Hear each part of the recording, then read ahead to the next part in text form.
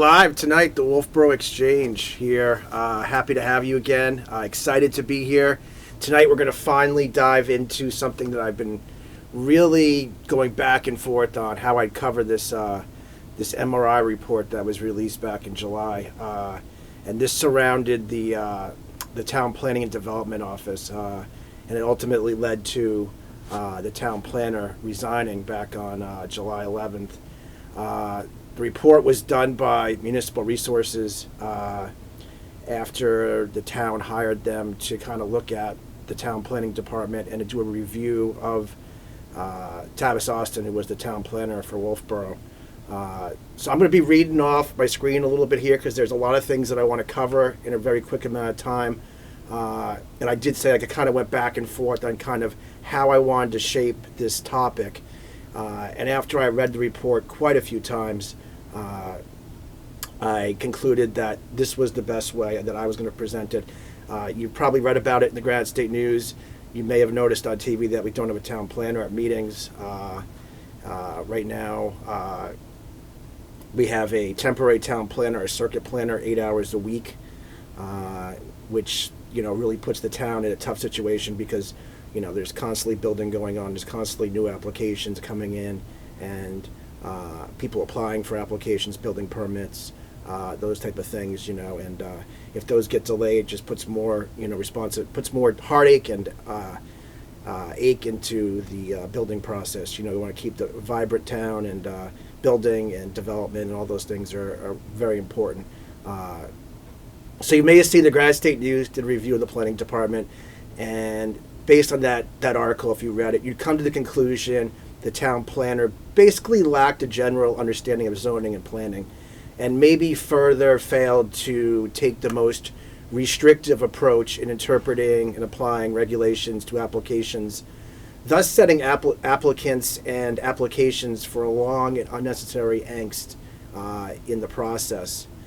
And to those 2 points, if you were looking at that from a 36,000 kind of foot point of view, you would definitely be able to say, if you watch some of the meetings and you experience some of the meetings like me, I would say, yes, those things that town planner lacked in those two areas when it came to some of those things. But what I'm going to talk about here is this report, this 42-page report. This 42-page report was basically the town going out and saying, hey, let's review some of the cases. They looked at 9 cases, and that happened over the last, let's just call it 5 years, that 9 planning and zoning cases that came before the town. And what I want to talk about today and lead off with is one of the main problems that I have with this report, and it's the methodology that was used in order to conduct the report and come to the conclusions that were reached. And the conclusions can be argued either way, and that's up for interpretation. That's for the viewers to decide, the people that sit on those different boards, for them to decide. But I want to look at the methodology first. So Mr. Donovan was the gentleman who was assigned to this case from MRI. So the town of Wolfeboro, through the town manager, worked with Mr. Donovan on reviewing case files. So he reviewed relevant case files and board meeting minutes from the 9 properties he used. And what I find ironic about that is the minutes during that time, if you were a member of any of those boards or if you watched meetings, we didn't have a constant minute taker during that time period. It's been very difficult in town government in the last 5 or 6 years to, one, retain people that want to do minutes for meetings, and even get them to apply and to come to meetings and do them. So a lot of those zoning board cases that I sat on as both chair and as a member, we were either in the midst of not having someone do minutes all the time, having the town planner himself do minutes for those meetings at some points, or they were being done remotely after they watched the video. So I get it just using the board minutes, but the great thing about Wolfeboro is we have Wolfeboro Community TV, and these guys spend all this time going to these meetings and videotaping them. And it gives us a great catalog of everything that happens in Wolfeboro. Allows me to go back and play clips for for these meetings and these discussions that we're having here today. So to not have gone back and actually, if you're doing an investigation, okay, let's just call it an investigation because ultimately that's what it is. It's an investigation. Because the investigation, led to the town planner resigning. So it's an investigation. So if you're doing an investigation and you have all this available information, but you only choose to use the minutes, handwritten minutes that are typed down and then voted upon, I don't think it gives you a clear view of everything that transpires in a lot of those meetings, and I've sat in those. So issue number one, part of the methodology of only using the minutes of the meetings. Second, Mr. Donovan interviewed 12 present land use board members and 3 recently retired members, along with 1 practitioner from the boards. 3 current land use members did not want to be interviewed. They declined to be interviewed. On a personal note, and I don't want to make this personal at all, but I sat as acting chair for, I believe, 2 or 3 years in the zoning board, and as a member, and I sat on every single one of the 9 cases that they looked at. And I was never asked to be interviewed. I never received a phone call from Mr. Donovan. I reached out to Mr. Donovan by phone, called MRI, and was told that, 1, MRI typically does not take calls from members of the press, and 2, all questions about the reports would be referred back to the town and the town manager. So I reached the town manager, Jim Pinio, about the methodology being used and why I hadn't basically been, even asked about a question about the report or why I wasn't interviewed myself as a former chair. And I got back the following, and it was an email that I had sent out. Mr. Donovan was provided with the planning and ZB member names. Mr. Donovan was contacted via telephone by former members. Mr. Donovan then contacted me and asked if I could interview the following individuals, which I agreed. So, just to be clear, the town hired MRI to do an investigation, to justify or to not justify the performance review of an employee, and then dictated the very terms by which the investigation was to be conducted. That's interesting in itself. Follow-up questions to MRI went unanswered. I reached out to them again. They were not answered. I didn't follow up again with the town manager or anything like that. I found that information telling. I don't know if that was.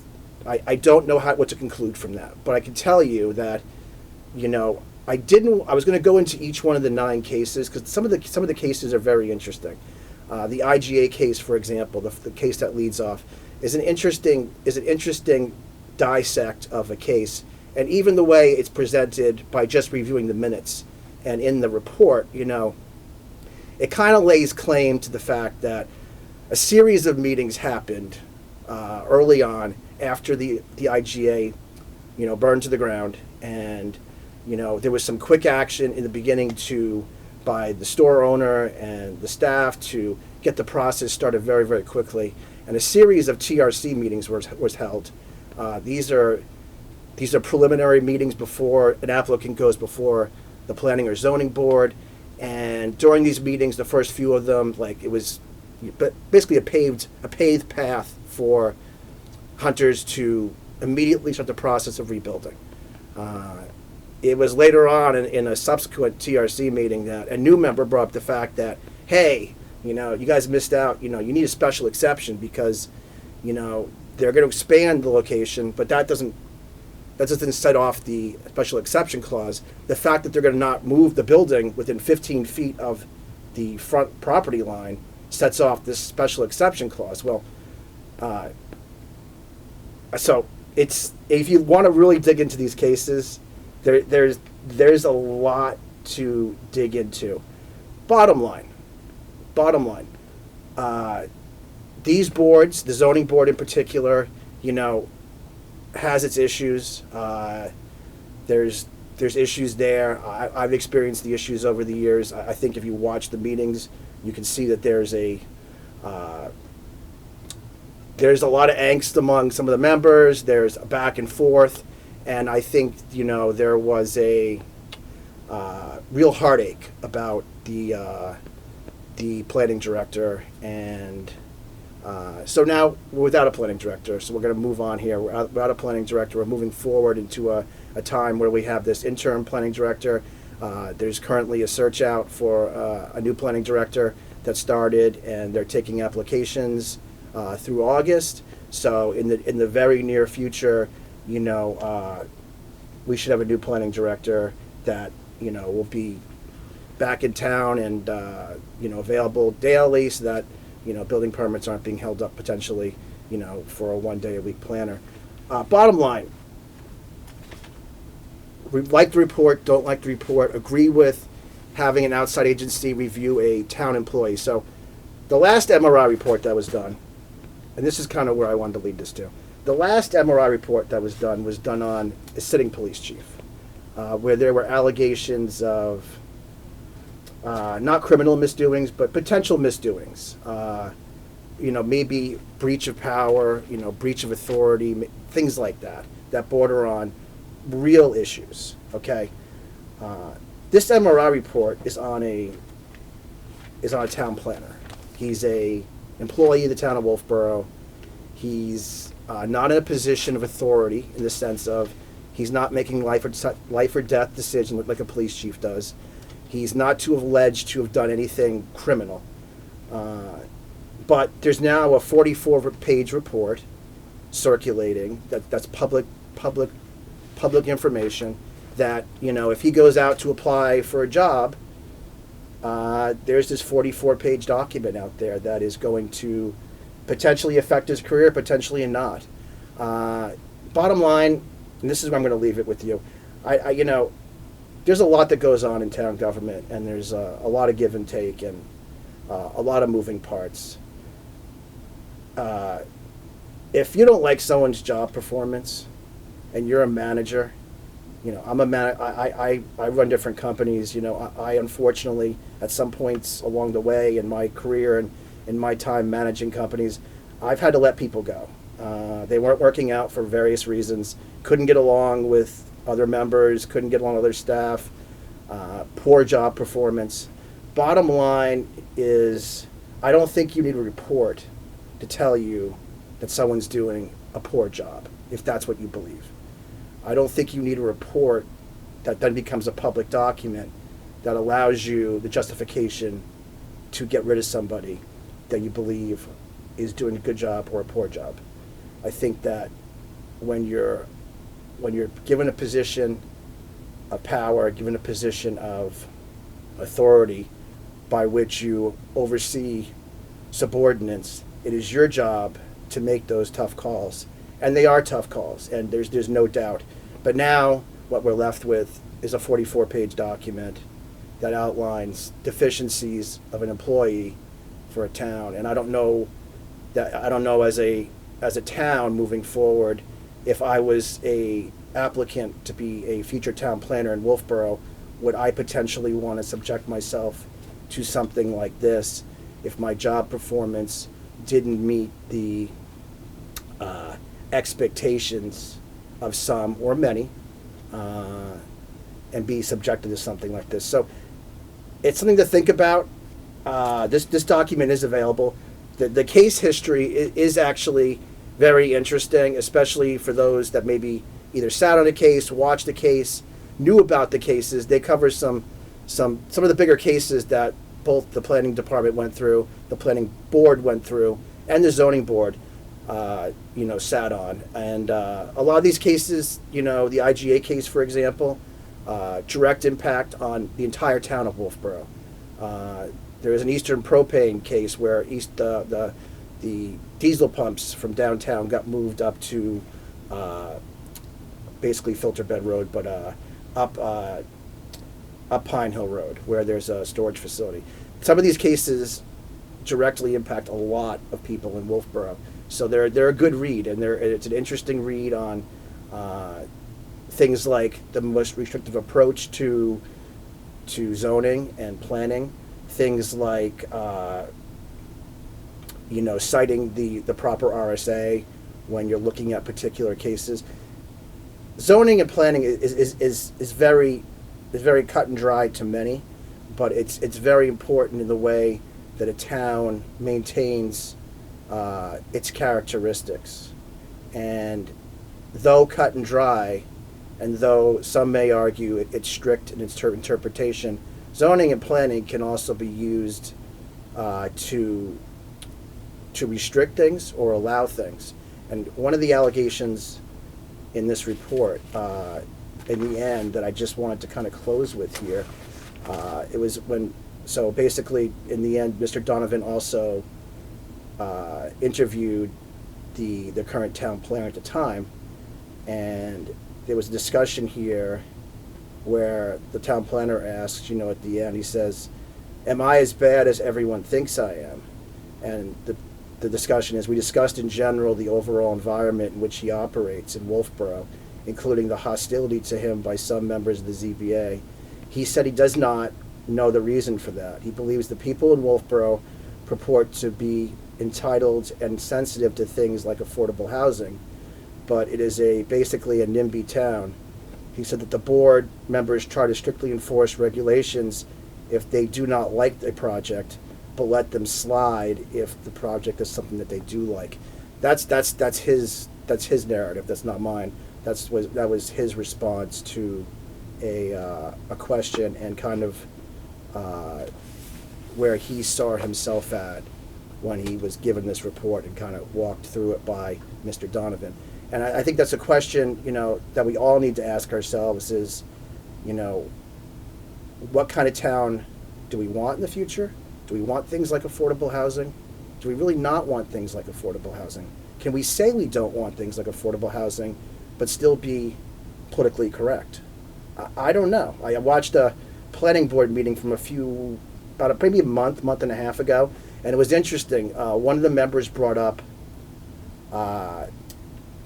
it wasn't affordable housing, but it was new developments. Do we want to allow new developments?